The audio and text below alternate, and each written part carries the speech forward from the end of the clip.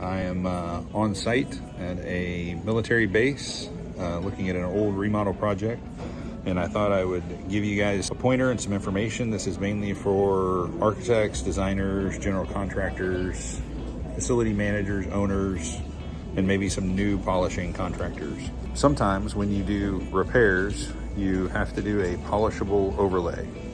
So this is when the concrete is broken or there's something in the concrete that's deteriorated really bad, and you got to basically create a new top. So that's what's happened here. But the repair, which is nice, it's squared up, nice tight clean edges, 1/2 inch depth, good. But the polisher, when they installed the overlay, did not honor the control joint back through. So as a result, you can see the cracking. Now this will cause the overlay all in this area to completely break apart, and in 3 to 6 months that'll be a big wide hole, 2 to 3 inches wide.